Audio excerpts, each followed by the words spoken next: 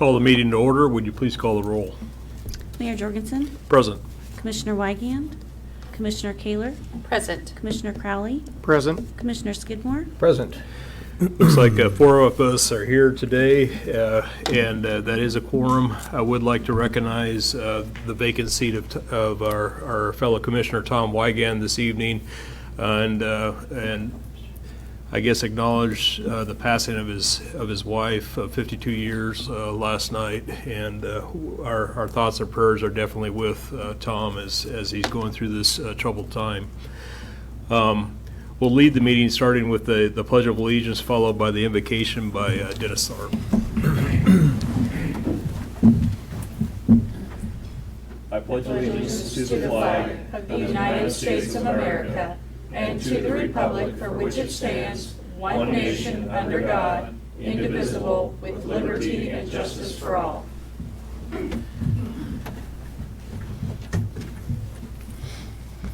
Well, Mayor and Commissioners, I find myself in a little different place than I normally would be, and so by way of explanation, I'll tell you that Gloria sent me an email, said I can't find anybody to do the invocation, and I got the feeling, I said, well, Gloria, aren't you kind of scraping the bottom of the barrel here?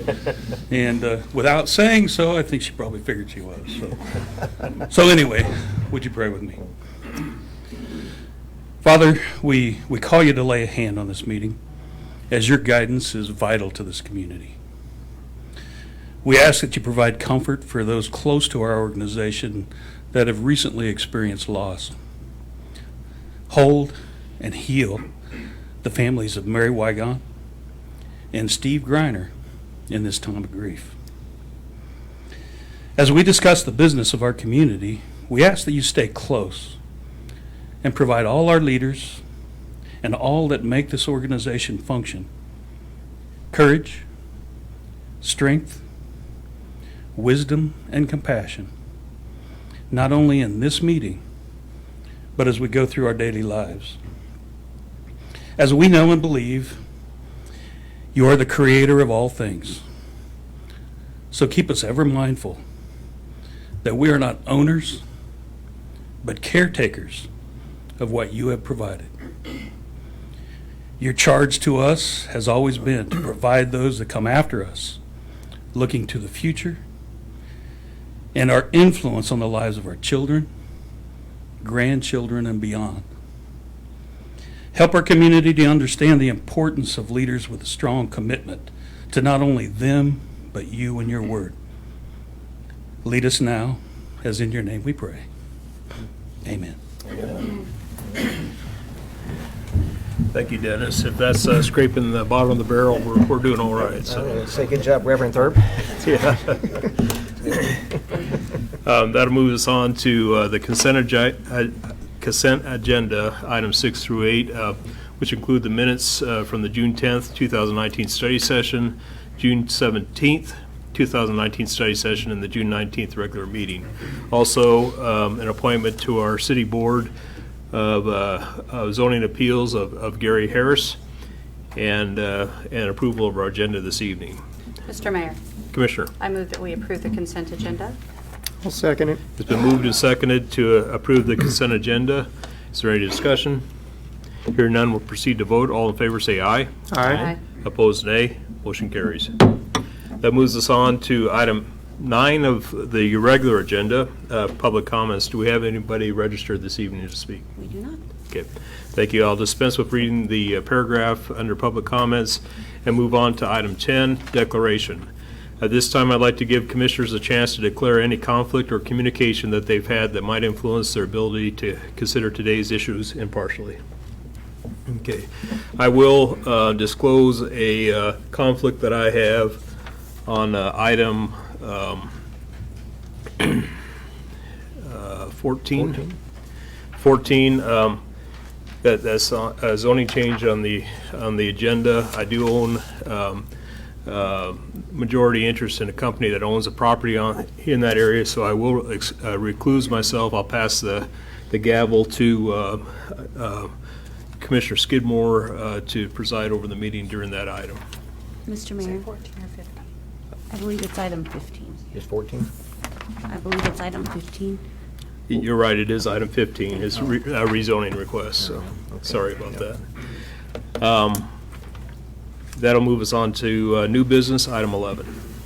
Request for approval of ordinance amending Article 19 floodplain management and Article 28 site plans of the zoning regulations. The City of Ottawa's Planning Commission has reviewed the proposed amendments and held a public hearing. By a vote of 4-0, they recommend approval of the amendments to zoning regulations. And we do have Mike Hafley here this evening to talk about this item. Good evening, Mayor and Commissioners. The changes to these two articles are mainly due to terminology. The state of Kansas redid some terminology in their wording of floodplain and flood hazard reduction, so therefore we need to change the wording in ours. This did go before the Planning Commission, as you stated, and it was approved on a 4-0 vote. The changes really have to do with terminology. I mean, it pretty much says the same thing in a different way. Okay. Do you have any questions for Michael? Mr. Mayor, Commissioner? I'll make a motion to approve item 11 is on our agenda. I'll second that. It's been moved and seconded to approve item 11, the article is described in item 11 of our agenda. Is there any discussion? Hearing none, let's proceed to vote. How do you vote, Commissioner Skidmore? Yes. Commissioner Kaler? Yes. Commissioner Crowley? Yes. Mayor Jorgensen? And I vote yes, motion carries. That moves us on to item 12 of the agenda. Request for approval of ordinance amending Article 14 soil erosion and sediment control of the subdivision regulations. The City of Ottawa's Planning Commission has reviewed the proposed amendments and held a public hearing. Also, by a vote of 4-0, they recommend approval of the amendments to the subdivision regulations to conform to the municipal code. And Michael's here to speak about this item as well. And this one's much the same. It's a change or an update to the terminology, and it also corrects cross-references between the subdivision zoning and municipal code. Okay. Mr. Mayor, I'll make the motion we approve item 12. I'll second. It's been moved and seconded to approve the ordinance as described in item 12. Is there any discussion? Hearing none, let's proceed to vote. How do you vote, Commissioner Crowley? Yes. Commissioner Skidmore? Yes. Commissioner Kaler? Yes. Mayor Jorgensen? And I vote yes, motion carries.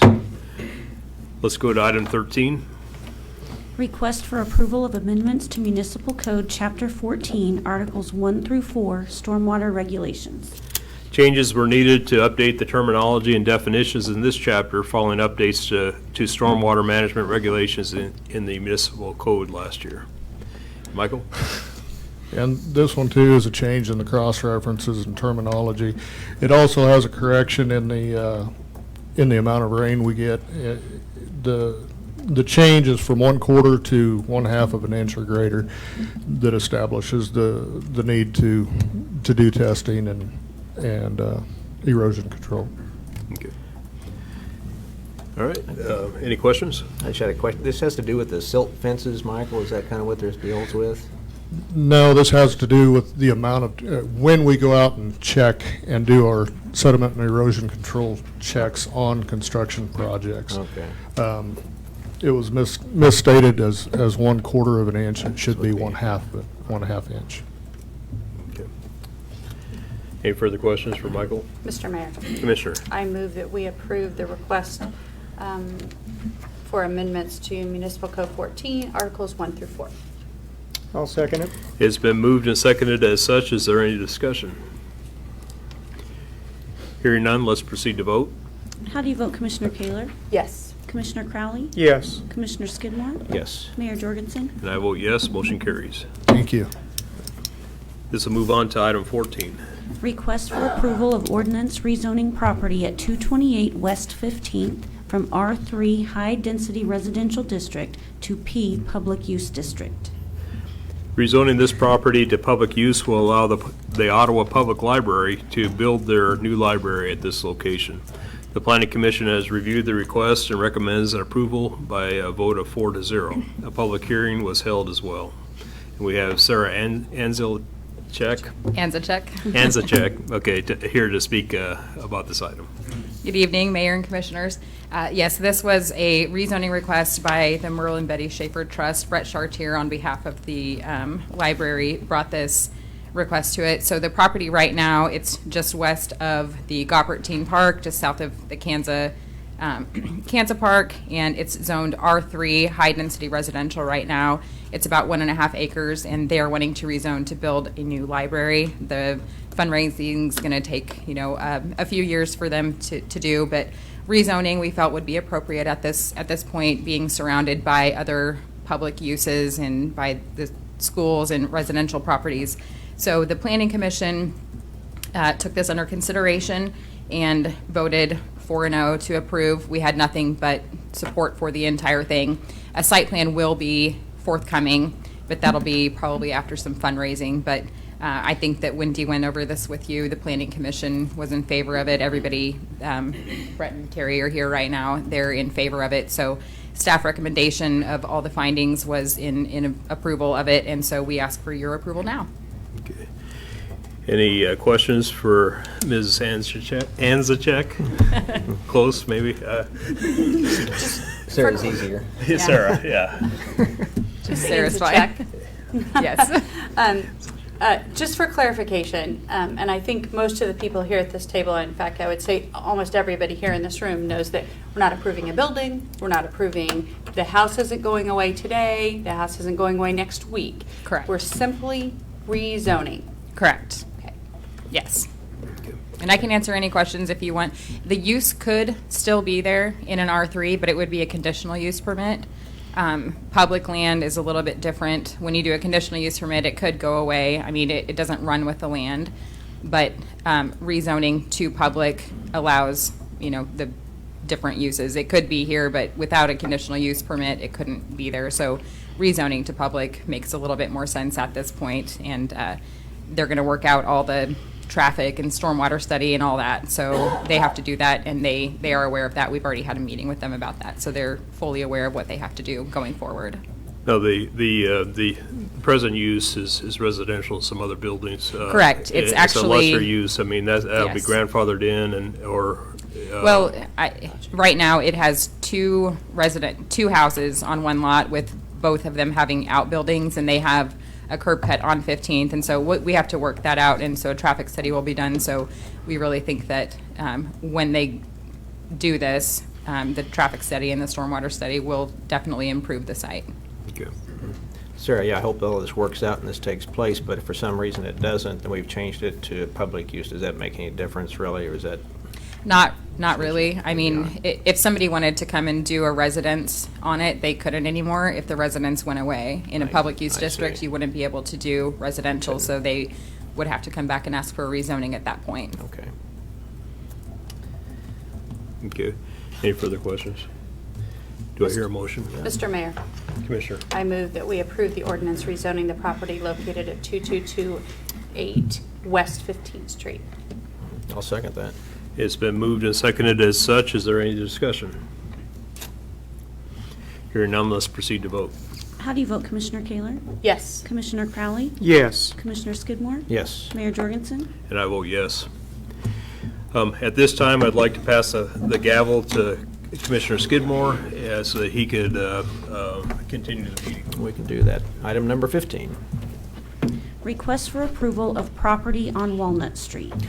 City of Ottawa Planning Commission recommends approval of the rezoning for properties starting at the southeast corner of 9th and Walnut Streets, south to 11th, then east on 11th to the alley between Main and Hickory, then north to 9th, then west on 9th to Walnut.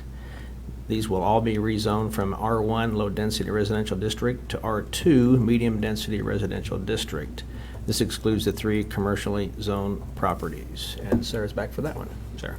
Yes. So I won't spend too much time on this. I'll just answer questions. I know that Wendy's gone over this with you. This is something that the city is the applicant on. We've had several requests over the last couple years about rezoning some property and putting some vacant property south of 9th Street and doing maybe a duplex or a fourplex. And so, and some property over here by the university. So we took a larger look at the area and we decided this might be the appropriate time to rezone. There is R2 zoning. The darker yellow is R2 zoning here, and here's the area we were looking at. University, obviously, which is public use district, and then we've got R2 over here, and then you have commercial here on Main Street and R2. So when you're doing rezoning, you don't want to just do a spot rezoning. You take a look at the larger area, and so we decided maybe this area would be prime to go to an R2 because it's surrounded by R2. The lot sizes are very similar, and a lot of these homes don't even meet the minimum lot area requirement. So we took a larger look, and so we decided to take a look at rezoning this whole area here, obviously excluding the properties that are zoned commercial. Well, we had a planning commission hearing, and we had several property owners that came in this vicinity east of Hickory, and particularly just across from the university. And I know Wendy's gone over this with you, that they were concerned about it. They didn't want it to be rezoned. And so we came back and we gave the planning commission not really an option, but said you can leave the property to be rezoned as shown, which would be this entire area here, including these. You can reduce the area because we didn't have many people that came. We didn't have anybody that came except for people on Cedar and maybe a few on Hickory that were opposed to it. And nobody over here came and said that they were concerned about it. So you can leave it rezoned as proposed. You can reduce the area or you can deny the request.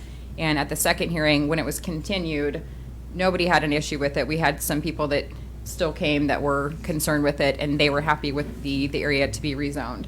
So staff findings stayed the same, that it would be appropriate to be rezoned, but at this time, when people come out, it might not be appropriate at this point in time.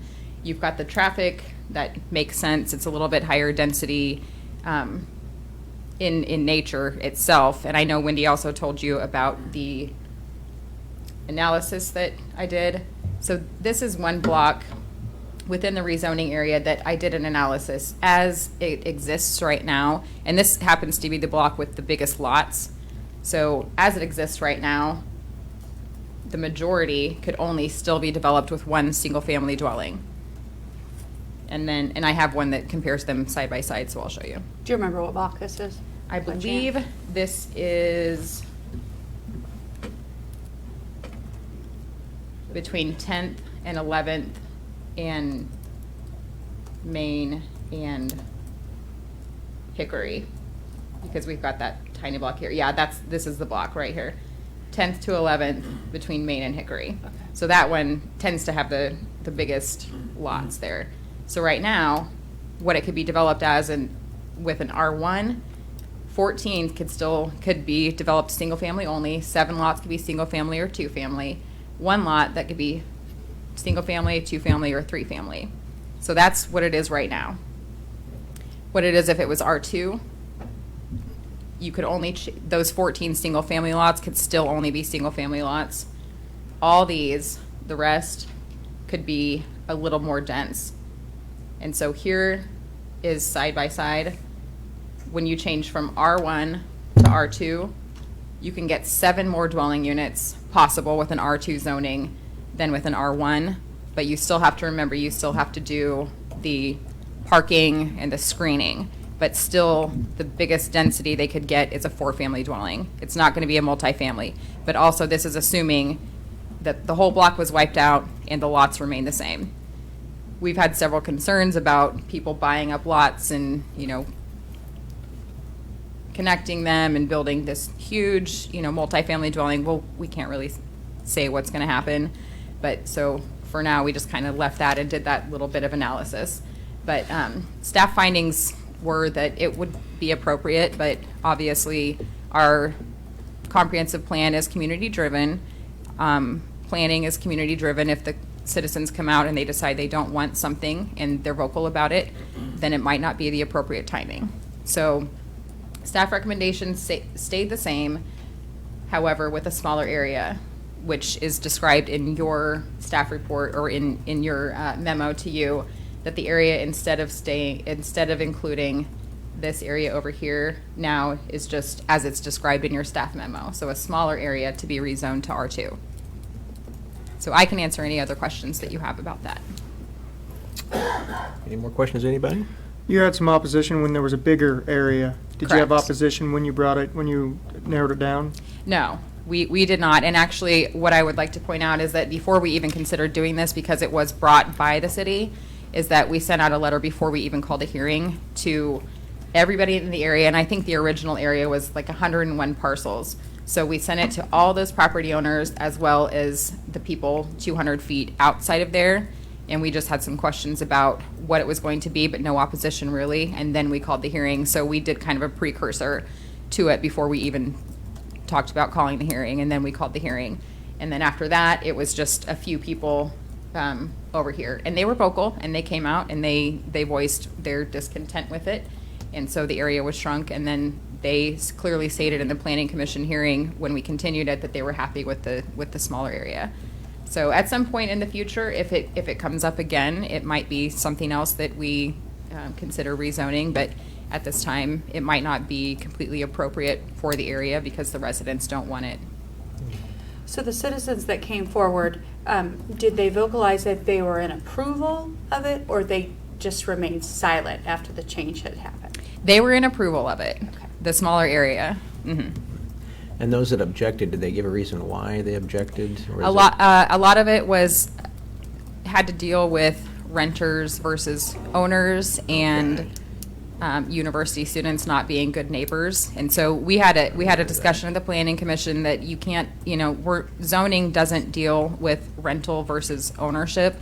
It's only the density. And I think they even had a meeting with the police department about, if you're having issues with your neighbors and they're university students, then we need to talk about that. That's a different issue. So something different kind of came into play, and we understand that, but zoning doesn't really have to do with rentals versus ownership. So that seemed to be the biggest factor into play. Good point. And this is maybe a broader issue, but if a citizen has concerns when they receive such a letter that you were speaking of, and they can't come to that public hearing, there are other options for them to get a hold of you. It's not only Correct. being present at the meeting, there are Correct. other options. Correct? Yes, and we did have several letters. I talked to several people, and I got several letters, and we included in the Plan Commission packet the several letters that we had received. So we made sure that the Plan Commission was able to read those. Yeah, that's always included in the findings if we get anything from anybody, if they want to be heard and they can't attend the meeting. Okay. Any other questions? If not, I entertain a motion if there is one. I'll make the motion to approve item 15 is on our agenda. Is there a second? I'll second it. And I will remind everyone listening, we do have a quorum still, so any other discussion on this? Do you want to discuss? No, I'm done. I don't think we want to discuss You down know here. what? Okay, I don't blame you. Let's go proceed to vote then. How do you vote, Commissioner Skidmore? Yes. Commissioner Kaler? Yes. Commissioner Crowley? Yes. And that motion carries, and I'll pass the gavel back to our prestigious Mayor Jorgensen.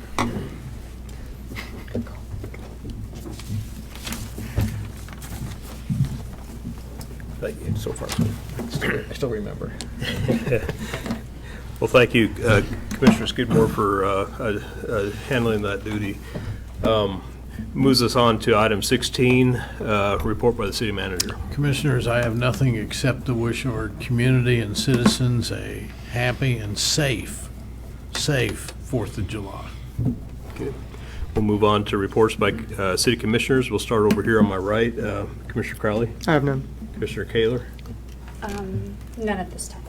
Commissioner Skidmore. And I'll just say, I've got my daughter here, Melissa, and her husband Samuel from Salem, Oregon, and they even brought the grandkids with them, which was that really made it special. So we're glad to have them here for the The 4th. grandkids aren't here. Not here in this room. I don't think we would want that necessarily, but A lot of energy.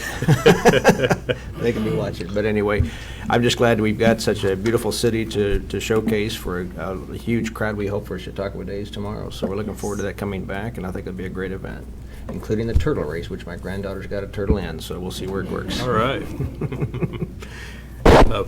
Did you have something further? I do when you're done. Okay. Well, thank you, Commissioner Skidmore. Reports by the mayor. I'll yield my time to the city manager. And I'll yield whatever time I had left to Director Hafley. Thank you, Mayor and City Manager. On August 22nd, the Kansas Department of Agriculture and the Division of Water Resources is going to hold a public meeting at the county annex in the county commissioners' chambers. The purpose of the meeting is to introduce the proposed floodplain mapping changes. It is a public meeting from 2 o'clock in the afternoon to 7 p.m. at night. So I just wanted to put that out there. The date on that again. August 22nd. Okay. It is a Thursday, I believe. And is that the entire county then? That is the entire county. It's the state is redoing the floodplain mapping. So part of that process is to hold a public meeting. Okay. All right. Thank you. We'll put that on our calendar. We may make some reminders coming up. I'd also like to invite folks to come out to the Chautauqua Festival. Chautauqua Days has been a tradition in Ottawa. I see the Chartiers here, and we have helped with that project for several years when the JCs were active in putting on the Chautauqua Days, and I'm happy to see it come back. And it's going to start at 7:30 with the firecracker run 5K. And I think there's a fundraiser after that. Come out and eat pancakes for a donation, and that's benefiting the Franklin County Cancer Foundation. From 2 to 6, they're swimming at the pool with a $1 off admission. 4 to 6 is a home run derby. Mike, are you participating? I don't in think that? so. Okay. Don't plan to. Food trucks will be on site from 4 to 9 p.m. Turtle races are at 5. Yes. And the city band is going to be performing at 6 p.m. And I've heard what's on the agenda for their songs, and that's going to be a good performance. A lot of marches and so forth, patriotic songs.